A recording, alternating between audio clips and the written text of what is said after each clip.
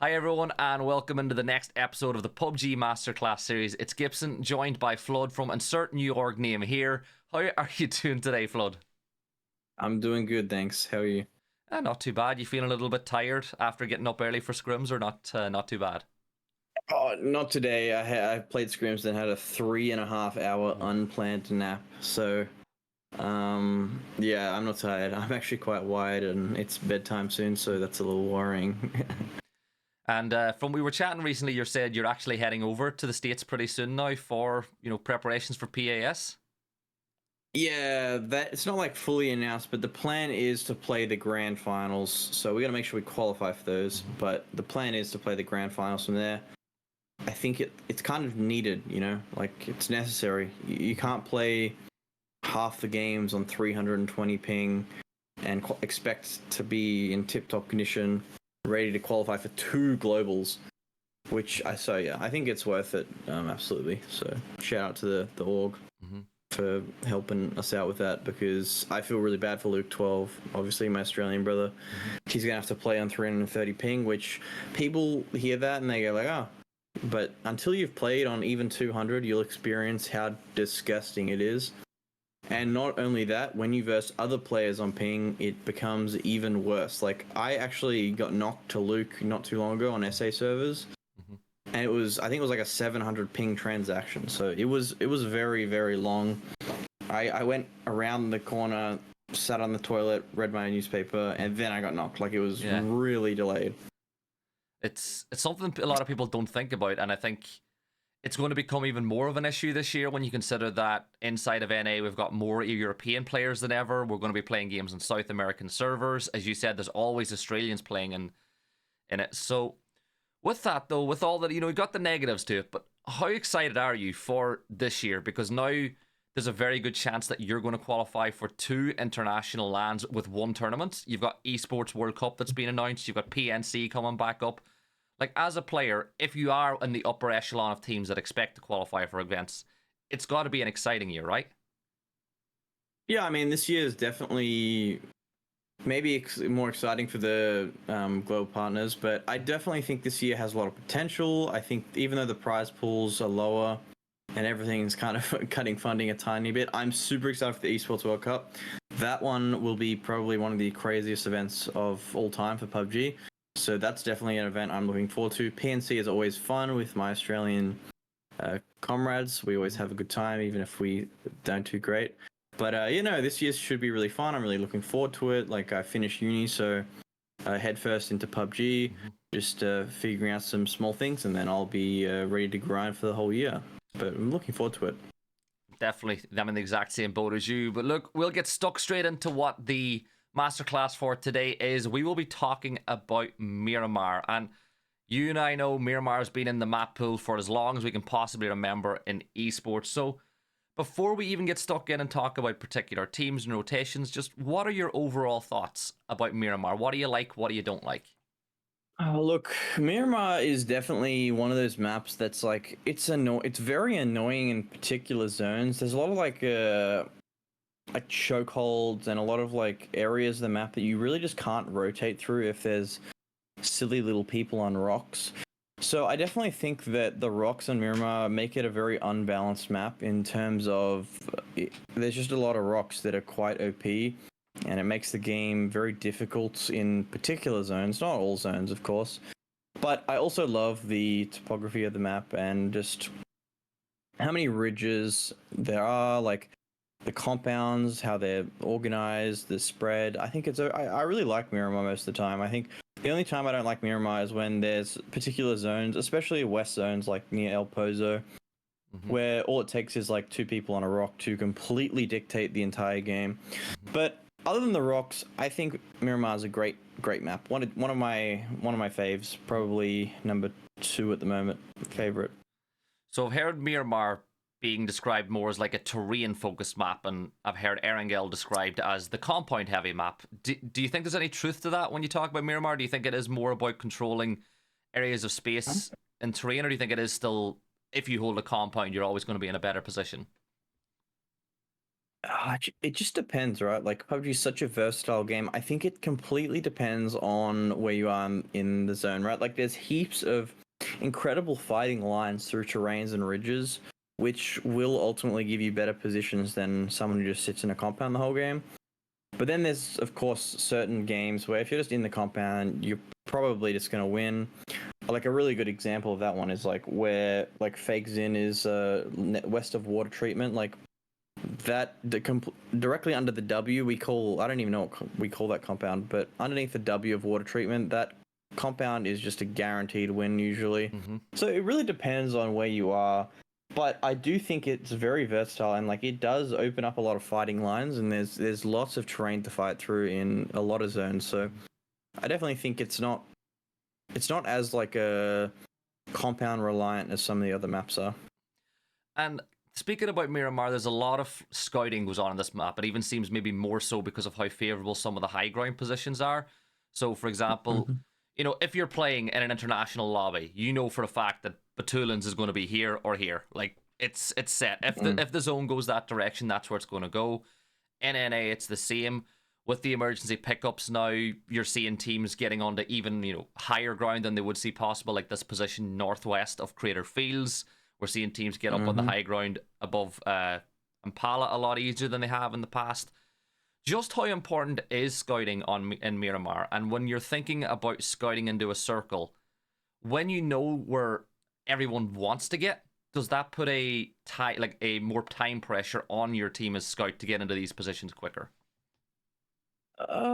I guess that it just depends on the zone, right? Like, as long as you understand your priority and like what you should be able to get and what teams in front of you will take, I think most of the time you can actually kind of take your time on Miramar. There's so many like amazing high ground spots that give you great information. So obviously, every time you make a decision in PUBG, you want to have the most information humanly possible and the most correct information.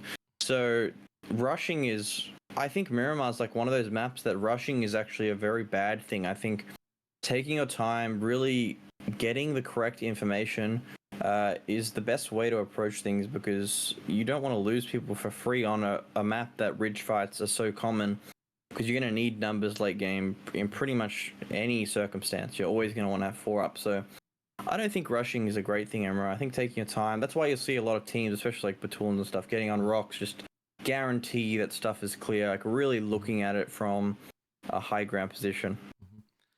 So let's talk about drop spots now. So drop spots are, in some ways, a lot of teams' identity is built off of their drop spots. Like you think about Funny Business who've dropped up on Oasis. Essentially, that kind of says they're going to have to play the edge of the circle because 90% of the circles we're going to get, they're going to be on the edge.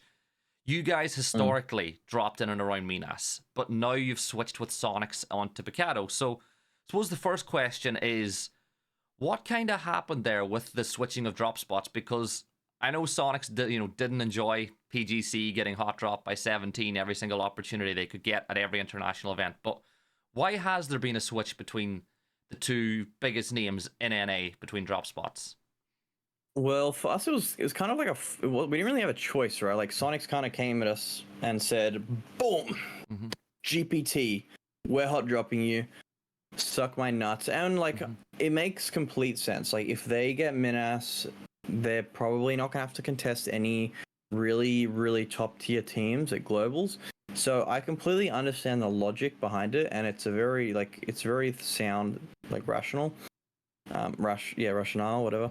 So I don't blame them in any way, and we're actually really loving Picado because I think it suits our playstyle a lot more. The lines we're actually very familiar with the lines. Obviously, Mime's a very, very experienced caller from Picado in Americas, so we have him to guide us, and we also have a very good understanding of the map itself. So I mean, it is what it is, right? Like they came at us, they said we're dropping you. We have nothing to lose theoretically, and it makes sense. So I don't blame them. Like I'm friends with everyone at Sonics, so I mean, if they want Minas, they can have Minas. Like we're not going to get Picado in internationals unless 17 is in the lobby. But everyone will want to jump on Picado because it's such a great loot spot. But the same probably applies to Minas. We might not get Minas in internationals, and we're fully aware of that. We're a very versatile team, willing to adapt. and land at locations that we've never landed at before. And we just study when we need to study. So it's not the end of the world. Obviously, we didn't want to switch, but now that we have switched, we're actually very happy with it. Like, we're like, oh, in theory, this really sucks, and we're upset that we've just been bullied off our loot spot for quite a while. But now that we have Picardo, we're like, wait, this is actually great. This suits our playstyle better. We enjoy it more. It's easier loot. Like, I was looting complete poverty when I looted Minas, so I am still looting pretty bad stuff. But it's not as bad as the Minas loot I sometimes had. So yeah, like overall, they just they did this respectfully, of course. They said, hey, like, look, we want to go Minas. It's going to be better for us at internationals. We're GPT. We're guaranteed to go to the PGSs. So we want to make sure that we get practice on Miramar because no other global partner team loots Minas. And we said, okay, let's swap. Like, we didn't make a big deal about it, but obviously you have that in the back of your head, like, damn, you pricks, like, you're just bullying us with your GPT card. But I understand why they did it, and we're happy with the trade, so it is what it is. Yeah, and you guys obviously have a lot more to lose as well than they do, so it would do you guys no good to ego drop onto them and just keep fighting it through. We're seeing the same thing in Europe. We've seen it in the Asian regions. Yeah, exactly. It's just a thing. Like, I always say, if people are watching Europe, watch Gaming Gladiators and Navi, because obviously they had the same coach. It's the old Navi roster, the new one. They want to play the exact same way. And honestly, new Navi are going to get the right to play because they're the GPT. Gaming Gladiators, they're going to have to fall back because you cannot. They can afford, like, Sonics can afford technically to come outside the top 8 for the first event because they're still going to go to the internationals. But you guys can't. You have to qualify. So, all that aside, let's talk a bit more about Picardo then. So, you drop here, Fludd. You know that no matter what region you're in, you're going to have a Power Grid team. You're going to have a Monte team. You're going to have a Chuma team. You know you'll have one, maybe two teams inside of Los Leones, depending on what lobby you're in. So you already know roughly where you're going to have a pretty good idea of where everybody is around you. Zones pop. So you've got this one here. You could have a zone towards the west, to the north. When you know where all these teams are, do you start like, as soon as that zone pops, is that when you guys start thinking about pathing and what the best way is and what way other teams around you will rotate? Yeah, I mean, I think, like, the way I think of it is very simplistic. I just mentally draw like a straight line to the most central place in the map. Like, so for example, like TTG, I know they're going to go straight to Cookie, or Goat as we call it, which is east of Cantera. So you can kind of just draw like a straight line into where most teams will go. So we're going to assume Gas will come directly southeast across Graveyard. Like, you can assume that Los Leones is going to go directly north, try to get into kind of where Demon is, maybe, or that or Shotgun, which is northwest of that. So you can kind of like mentally picture where teams are going to want to rotate to a lot of the time, which is very handy. But yeah, the second zone pops, that like mental clockwork starts occurring. Like, and pretty much everyone on our team will do this in their head, right?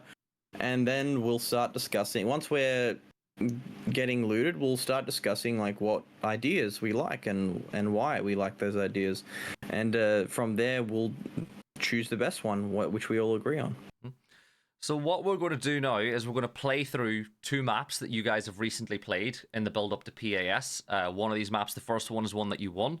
So, we'll do what we've just been doing. We'll talk about the rotates and, what's going on around you, how aware you are of certain scenarios, just so people at home can get an idea of how a pro player addresses Miramar and the circles they get. So, we'll start. Obviously, this is the looting phase. You're getting ready to go. You guys have plenty of vehicles. You know that a player nearly always comes here to scout, and you can see teams are already on the move. So at this point, you guys move in. You've probably done a little bit of scouting work here. So what's kind of going through your head at this point of the rotate? Like, where in the map do you want to get in a circle like this? Well, we know that there's a Cantera team in this particular lobby, and we want to see if they're in shotgun, but with our timing, SDK has gone really quickly, so they've managed to beat us to shotgun, which isn't the end of the world. So we reset back to the west compound, which we're completely happy with because it's a good off-center position. If we get shifted onto circle 2, we're going to be dead center. And then we just try and take as much space as we can possibly get a bit further north. And we're actually inadvertently holding Cantera kind of here. We're not actually inside of it, but by having Mime's position and Relo's position, we will be able to go to the edge of Cantera where the A is at the very end. That like kind of lip, if it shifts anywhere east, so Snakers and I can do that. So this zone pops, and we're absolutely smiling, of course, because it's either going to end west in loss or like northeast, right? So we're quite confident that we're playing for around a 1 in 3 to get fed. Like, they're pretty good odds, very good odds.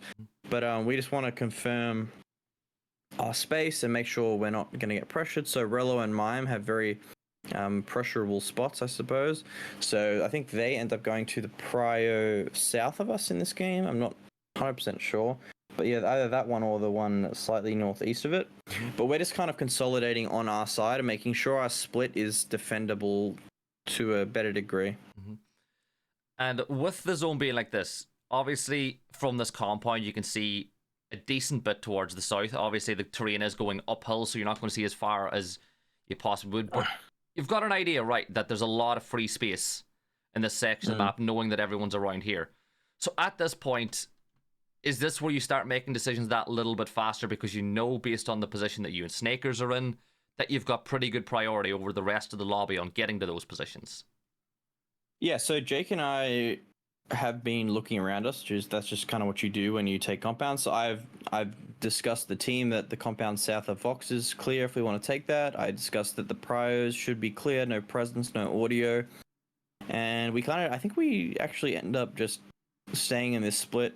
So Mime's supporting Relo. Relo's playing to leave if he needs to. And then Jake and I are just puffering, making sure everyone knows we're here. But honestly, this is a pretty not greedy, but it's on the greedier sides of split.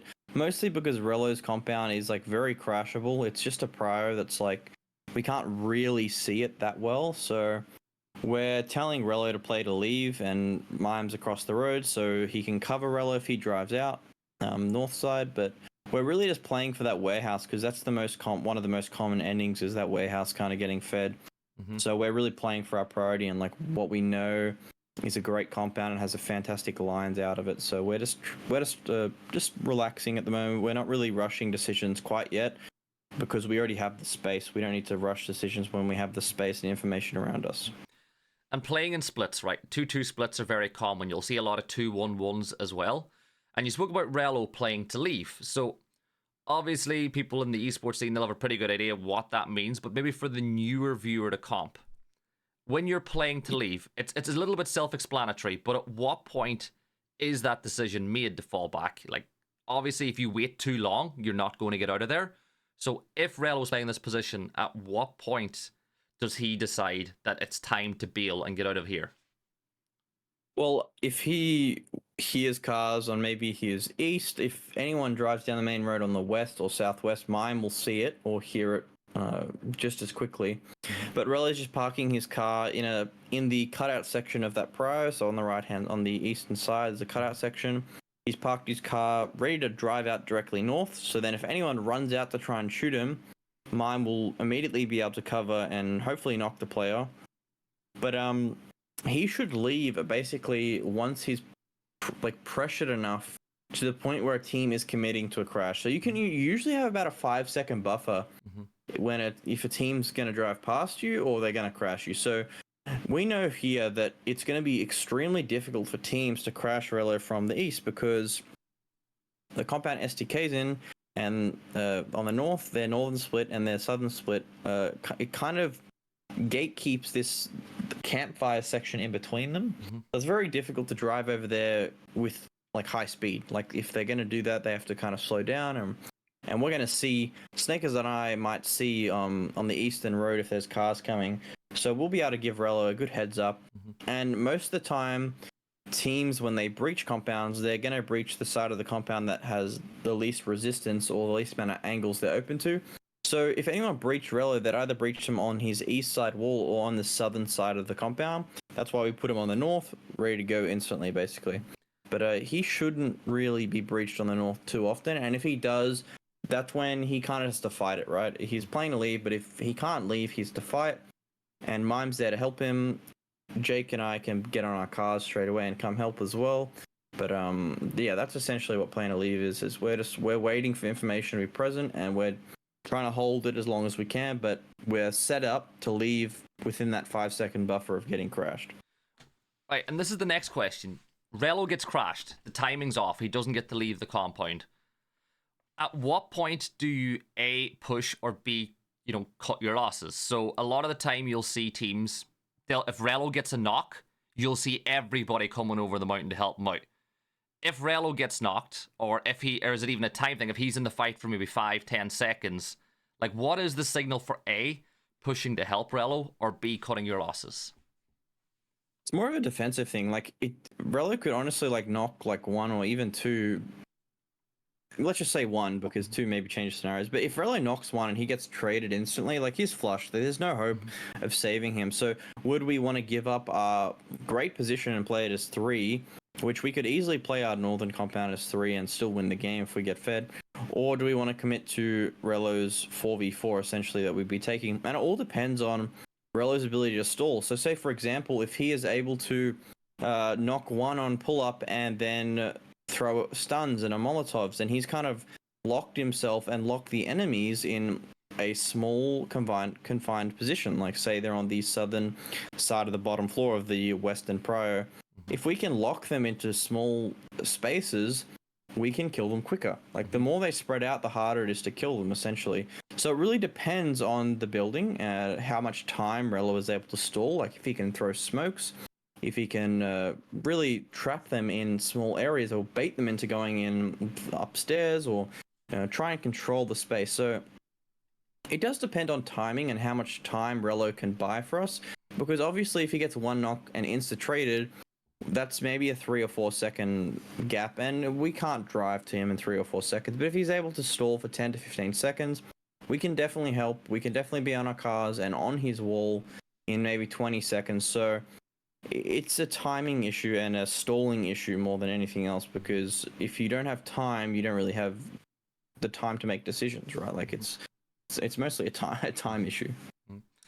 So we'll fast forward again to the next drop. Obviously, funny business, they pick up in on top of that hill, which again, you're going to know as a East professional player that position's going to be taken. You're going to know that someone's going to want to play this hill as well. So it's, as I always try to explain to viewers, you've got a pretty idea in the map in your head what's going to be taken, even if you can't get a sight on it. So zone shifts, it goes south again. You probably, you would have noticed the fact that there was an emergency pickup going on. What's the thought process now once you've seen this circle pop? So we see the circle. The first thing that pretty much everyone on our team will notice is the unplayable rocks, right? Because once circle 3 pops, you can kind of just erase anything from your brain. You can just predict most of the time where the circle's going to end, right? It cannot end on the southeast rocks, really. It can't really end on where the E and the S of Leonis are, right? Look, you're just looking at these unplayable rocks, which it has to forcefully shift off the next phase. So when you think about that, where's it going to shift? Well, it could maybe shift all the way north to the gas and FB's position, northwest, or it's going to be a Lost Leonis ending for the most part. Now, there are different tiers of rocks and unplayable, so that's why it does leave some in, and while excluding others, the next shift. But we see this zone and we think, okay, this is going to be a Lost Leonis ending 8 out of 10 times, right? And the other 2 is going to be probably west, where gas are, right? Or where FBT sock is. So when we hear him leave, because Relo has audio cues, and we just backfill, right? And the idea right here is that we can get more center because there's only a few teams maybe in front of us. So we want to take as much priority as we can and get as deep into the circle as we can, because we're assuming it's going to shift into Lost Leonis here. So what do? I go into these warehouses. We're 3-1ing. We're having Mime anchor on a high ground position. He's giving us information on gas. He's giving us information on FB and legacy. We can just safely control all of these warehouses. And now all we have to do is just wait. We're kind of being greedy, leaving Mime there. And and we wait for the circle 4 to pop. And once the circle 4 pops, we have a really good idea of where this is going to end. This should end somewhere close to like my position, maybe further north, but it should end roughly in the middle, hopefully, on average. So we think we have really good position, as would anyone. And I think what we actually end up being super greedy in this this game is that we end up sending snakers back to mime. Because of Spam's position on the high ground hill, no one can really get good information on us, right? No one can actually see our compound really well. And if they can, if they see 2 people there, they're probably going to assume it's more than 2 people because it's such a fantastic position. So we're able to hold way too much space. Wouldn't get away with this in an international lobby, probably.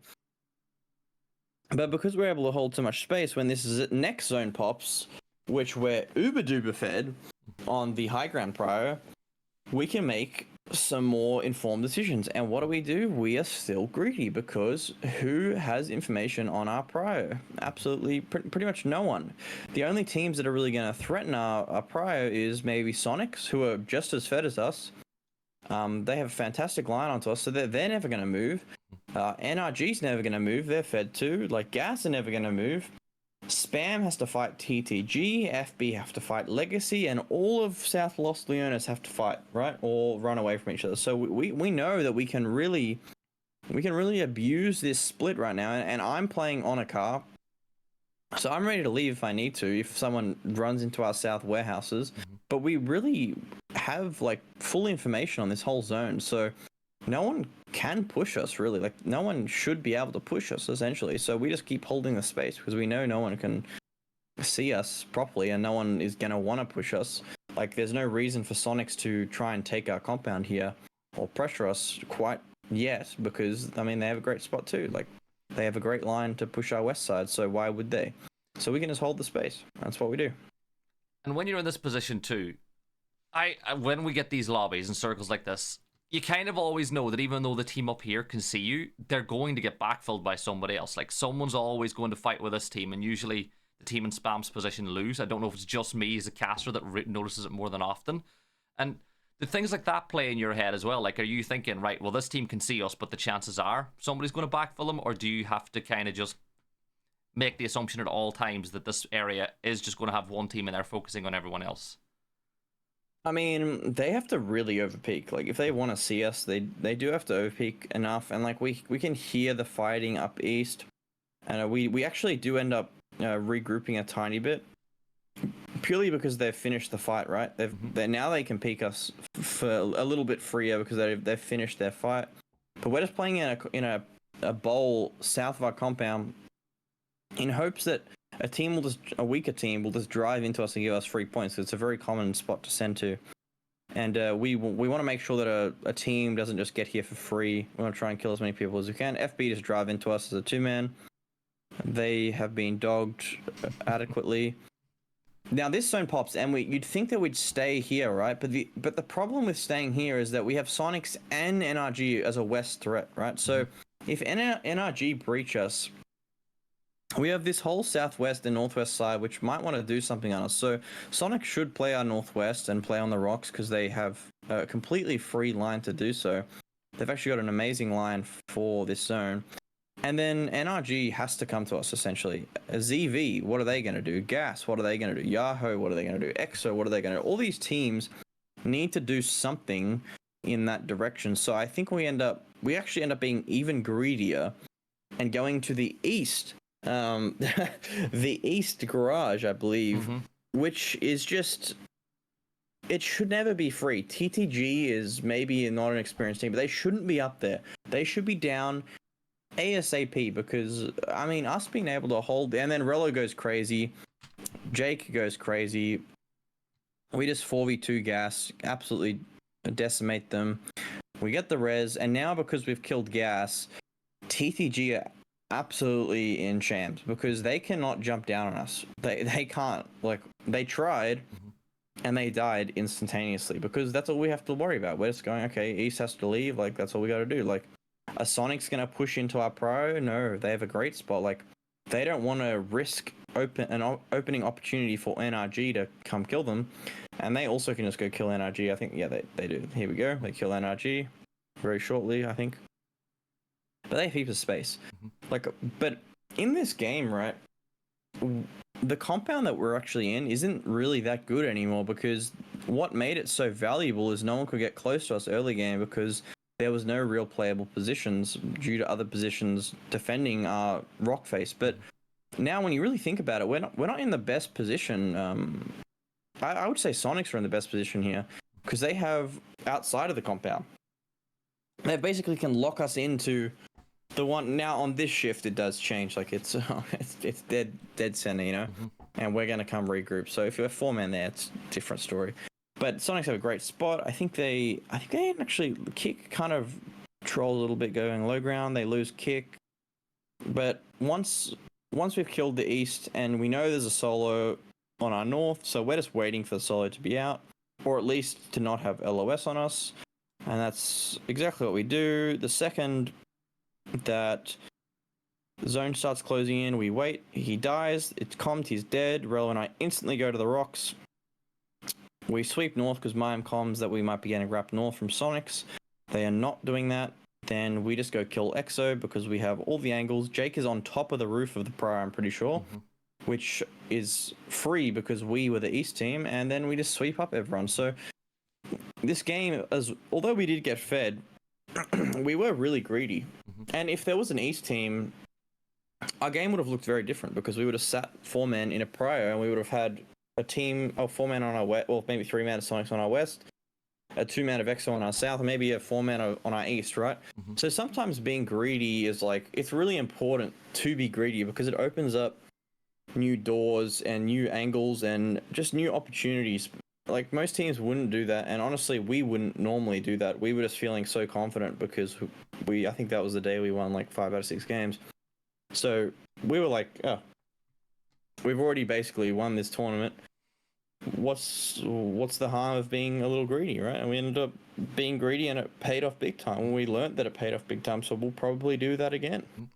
And do you feel like being a team like you guys are in a region, do you have to be more aggressive in your home region? Like, do you feel like just based on the teams that are there that you kind of you need to be more greedy if you want to keep up with the other teams that are in your tier list?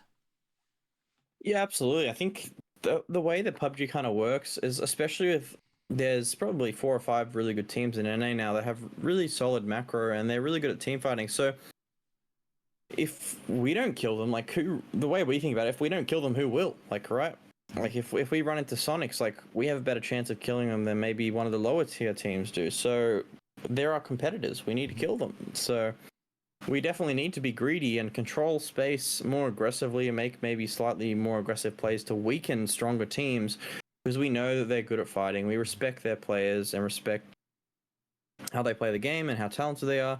So being greedy and aggressive sometimes works out really well for us. We have been trying to push the boundaries a little bit. We're usually a more passive and more macro-based team, but we've definitely been practicing a lot more aggression and being a lot more kill-oriented in scrims and whatnot. And I feel like we're getting better at being more aggressive. For sure, I definitely feel like we are. I think it's that little bit of a mix that, you know, bringing in Mime gives you that different insight as well, because they would, you know, Sonics would have been a very aggressive team for a long time, and I'm noticing it in scrims, like for sure, even when you guys aren't getting wins anymore, you're still getting a lot of kill points on the board, and it's about that floor, right? I think the biggest compliment that I can give you guys is I feel like as of right now, you guys have the highest floor in NA, which means that on your bad game, you're still getting you're always getting points on the board. And, you know, you could look at other teams and say, yeah, their ceiling is really high. But when you combine your guys' floor with your really high ceiling already, you're in a really good position for success this year. Yeah, I think we definitely have a lot to work on, and there's a lot of things that we can get better at. But I do think like our baseline is quite good. I think we're basically consistently always in top 8, even if we're playing absolutely horribly to our standards. And I think that's a good thing. Like I think being always striving perfection is really good, because if we fall short, we're still going to be great, even if we fall a tiny bit short. So what we're going to do now is look at a game that you guys didn't win on Miramar. Now, I'm not going to pick a game where you guys get obliterated, first team out, because it's not fair. Because we still want to, look at the right decisions you made, the wrong decisions you made, and how that led to a win. Now, you and I both know there's an asterisk beside this map because there's a shift that shouldn't have happened that did. But, at the end of the day, you got to deal with these things inside of a game. So, first off, you take your drop spot again. You know where STK Sonics are. With a flight path like this, everyone's going to be at their first preference drop spot. But you see this shift, right? You know that gas cans are the power grid team. You know they're probably going to move further north towards Penta's position and get up on these rocks, potentially to do some scouting. So, are you assuming at this point that you will be able to backfill in and around power grid? Yeah, we definitely need to be careful of Gas. Gas is like one of these really weird teams where they have the right idea sometimes, but they also just do really weird shit sometimes. Especially with like Batulin's rock and random ass rocks, right? So we're definitely aware of what power grid. So we actually want to do something which is kind of a little cheeky, and we take Monty's Prio because we're a little bit faster than them. And what that does is it actually pushes them into a worse spot, which gives us more space unintentionally. Well, maybe intentionally. So we're holding this spot and this split that gives us quite a lot of space. And then SDK is pulling up on us because I don't even know why they're coming here, honestly. It makes no sense. But anyway, they're pulling up on us and they realize that it's a team. Rello gives them the information that we are regrouping. And then what we do is we wait for them to leave, and we know that they know that we just left power grid. So where are they going to go? They're going to go straight to power grid.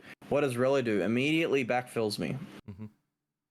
Right, so Rello's done a really good job to get here quickly, and now all we have to do is hold our space, right? We've don't have a threat anymore. Purdy just driving at us. I should have knocked him out of the car. I should have bait him in. Would have been a freebie. But he's too smart and he drives around. But now we know that we have SDK, or we have a team in power grid. We don't know it's SDK quite yet. We have a team in power grid. It should be a southern team. We have a team to our west, but we have a really good split.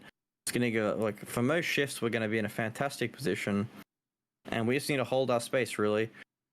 And then this is a game where I have a 500 ping duel with Luke 12, and I just get so desynced that it's actually crazy. He knocks us, and obviously SDK are going to just pounce on this opportunity. It's a 4v2 if they play it well. Do they play it well? Absolutely not. They get 2 knocked, and this is one of those examples where Rello's able to stall for us to regroup. Right now we're in a fantastic fight where we're in essentially a 4v2 now.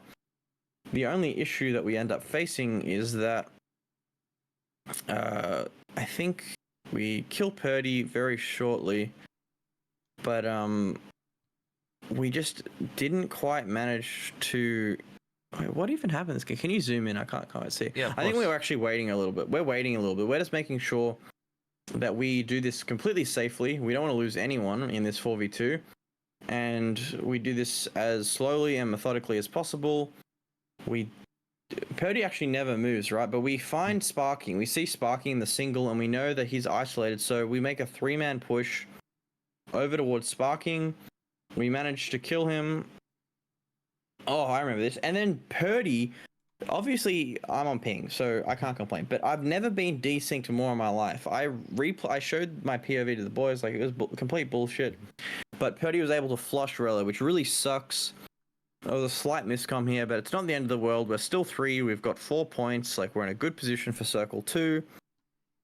It's not the end of the world. We can reset and still do well. So that's exactly what we do. We reset. I don't think anything happens for quite a while now. We kind of just sit in our compound because that's kind of how the game works sometimes. We just sit in our compound.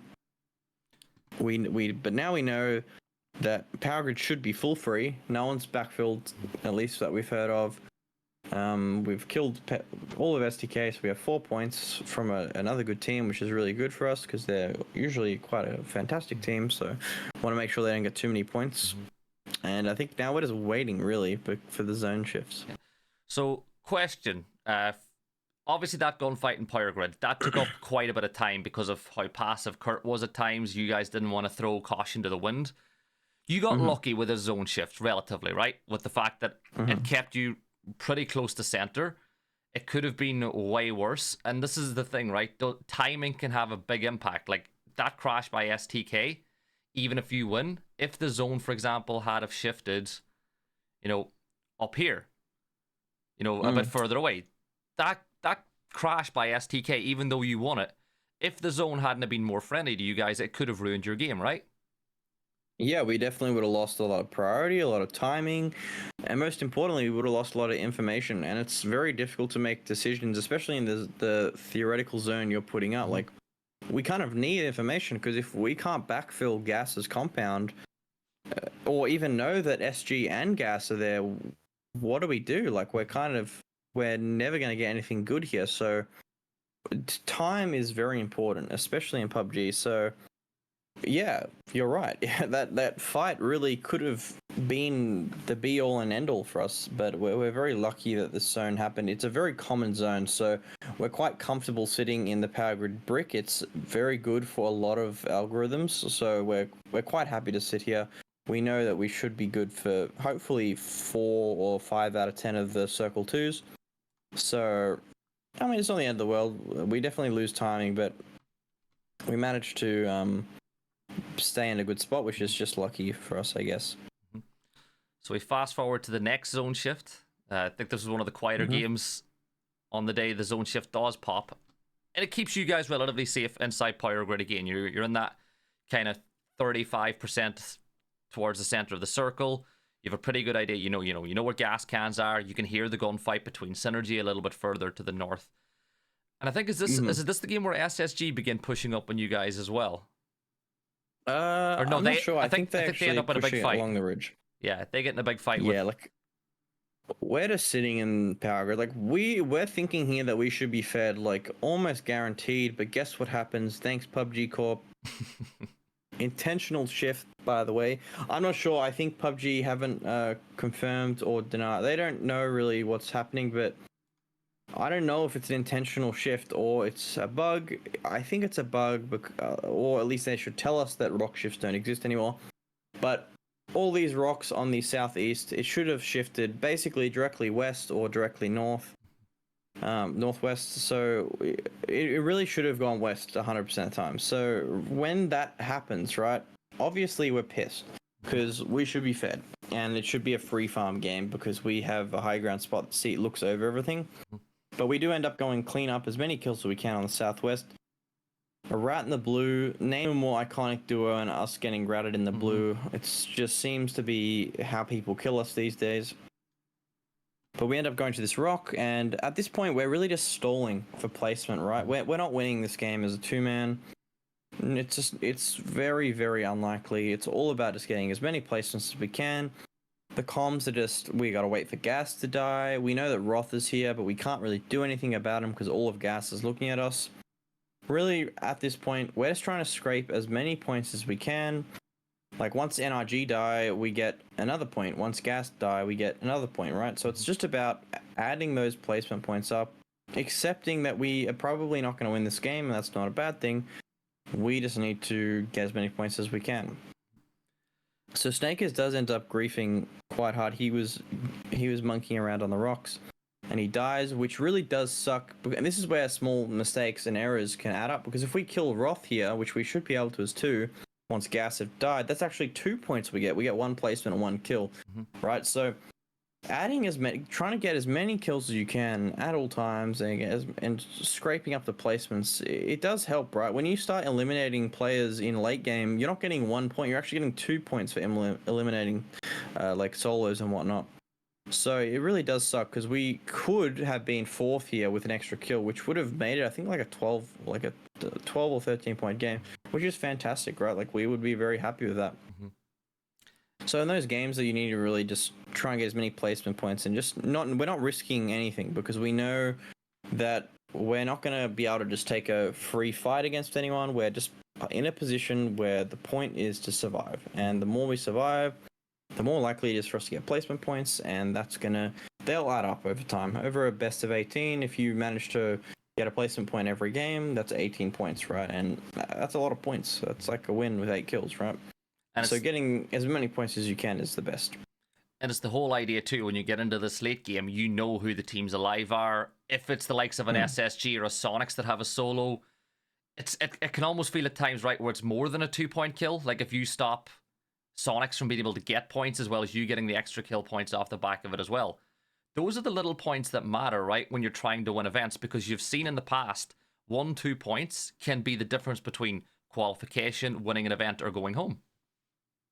Yeah, exactly. Like when you take out better teams or weaken them, it reduces their chances of winning, because usually four-mans win games. It's just how the game works. It's become incredibly OP to be four. I mean, it never wasn't. But yeah, like points matter, really. Like you want to get as many as you can at all times. You should be optimizing your points, whether that be playing to win the game, you know you're in a good position and you're playing to win, or you're optimizing your points as like, oh, we're completely screwed on zone. We need to just go try and wipe the team on edge. Like there's nowhere for us to drive to. There's no safe position we can pull up in. We need to take a fight and try and maximize our points. That's really the best way to look at it. Sometimes, you can't win every game in PUBG, but you can attempt to maximize your points every game, and that's what the best teams do. Is they're very quick to identify when they will win a game or they could win a game versus, oh no, we need to get kill points, and they'll set up very quickly to try and maximize kill points. And a lot of these aggressive, like Vietnamese teams, for example, like Cerberus, are really good at it. They're really quick to identify, like, we're not fed, we don't have good position, there's no spots for us to send to, let's try and take a fight, and they'll do that a whole phase early. Like they'll prepare very quickly. It'll be a lot of fun. Look, we're coming to the end of this interview, so I've got 3 last questions that I want to ask you, and they're all in and around Miramar or players, right? So the first question is there anything about Miramar you would change if you were given free rein to change it? Yeah, I'd take away pretty much all of the rocks, at least make them unplayable, like actually unplayable. I don't think there should be a single rock where if a foreman is up there, the game is completely over for everyone around them. And the team on the rocks will almost never win either. That's the thing. That's what makes it very annoying. Like the rock teams, they know that they're going up there, they're not getting fed because of the land ratio, but they're going up there to be pests at least. And they're getting, well, obviously they're getting information and whatnot, but most of the time, if you're on a rock, your chances of winning the game are very low because you're not going to get fed. And the team who does get the zone is probably just going to watch you jump off or kill you on the way down. But I do think all the rocks on Miramar need to be flattened out to some degree, or at least made so it's very difficult to play. I think a really good example is on the new map. I don't even know I can't remember it off the top of my head. Rondo? But the new map, Rondo, yeah. The rocks that they have there, they're actually very difficult to play. Like you can't just sit up on the rocks for free. Like if you want to stand up, you're exposed to a lot of things. I think that's how it should be. I think if you're on a rock, it shouldn't just be a free game for you. You should be very conscious of standing up. Like you should be aware of your angles at all times. So yeah, I really dislike the rocks. I think they don't really showcase a lot of skill. I think it's quite easy to pick up onto a rock and then get lucky and ruin the teams around you have played the game properly. I guess not properly, but you know what I mean. Like there's not much thought that goes into just landing on rocks or just running up onto a rock and just shooting at people who can't do anything about you, which is the worst part about it. It feels like shit, honestly, when someone's on a rock and you can't do anything about them being there. I couldn't agree with you more on that one. Like we obviously, to give an example, scrims last week, we saw it with Fumba and gas cans. Fumba were up on the rock. They were able to clean up tons of kill points, but they lost the game because when you're coming down the mountain, you're going to get picked off one by one. So, next question. You guys have Picado on Miramar. International events. If 17 aren't in your lobby, are you guys, it's very early to ask the question yet, but are you guys willing to stay and fight for Picado in those scrims building up to the event, or is there a contingency plan? I mean, it kind of depends, right? Like, we're almost never going to get Picado in if grand finals, we make it to a grand finals, because 17's going to be there. They're fantastic. One of the best teams in the world. Of course, they're going to be there. But, I mean, it really depends, because every team kind of has the same, like, mindset in the sense that, like, holy shit, Picado is 17s. Like, they own that shit. Right, so are we going to contest 17? No. If there's a team that doesn't loot Picado and they want to try and claim it, will we probably try and fight them? Maybe. Who knows? Like, it depends on the team, right? Like, if a really, really talented team is just saying like we're going Picardo. We're like, is it worth fighting this team? Like probably not. Like you can win PUBG from any position, like any like loot location really. So we probably won't contest 17 ever. Like that's just smart. we're not going to do that. But it really depends on who the team is that wants to try and take Picardo. But maybe we'll. I think we probably will because it's such a fantastic position in international lobbies. But again, it just depends on who wants to contest. Yeah. And then the final question, removing yourself from the equation as a player, right? I don't want you to think about this as competitors. What is the move in NA that excites you the most? Like, is there one team or player that as a fan, not a player, you're like, yeah, I really like that pickup or I really like that player? Yeah, I mean, it's super easy, and I feel like everyone will agree with me. Like, the Luke and Sparking combo is just a fantastic pickup at STK. They were like one of the teams that really confused me while they were doing awful. Honestly, they were really struggling, and I don't feel like they should be struggling because they had really good players. But replacing their players with Luke and Sparking, that's like incredible. Like Luke is an extremely good veteran player, extremely talented. I respect. He's my Australian brother, you know. So I respect Luke a lot. And then Sparking's a really good friend of mine too, and he's insane in the game. Like when we tried him out, like he was fantastic. The only reason we didn't get him is because we thought we needed a more of an IGL leader, right? And Mime is definitely that. So we would have taken him. We honestly would have, if Mime wasn't on the cards. He was on the team, guaranteed. So I think that having SDK pick those two amazing players up, like even someone as old as Purdy Curdy can look incredible when you have Luke and Sparking right behind you, you know? Like, I think Purdy's age and expertise is really able to shine when he has two fantastic players such as Luke and Sparking to lead the charge. Like, as a caster, I agree with you. I'm so excited about the Sparking pickup, and you know, it brings a lot of eyes on STK as well. You know as well as I do, Sparking has a huge following in Brazil. Like, it's almost like when certain players run lobbies, you get a lot of fans watching. Every time we speak, I think Kurt's age is brought up about 5 times at a minimum, right? He's 85, what now? Something there or thereabouts. Like, no, I think I've become a lot more mindful and respectful. So I think we'll leave it at 55 for at least a few more years. Sounds good. Well, look, Fludd, it's been an absolute pleasure talking to you as always. Best of luck in the upcoming PAS finals, which I think start in about 1 week or so from today. So best of luck. And if you haven't at home, make sure to follow Fludd on YouTube. His YouTube videos are coming out as often as you can get them out. And honestly, Fludd, fantastic content. I know as a caster, I've learned a lot, and I know viewers can as well by watching your videos. Thank you very much. They, I'm trying to release them, but I'm pretty lazy, so I'm getting there. Sounds good. Well, look, thank you for joining me, and we will see you all next time for our next PUBG Masterclass. Take care.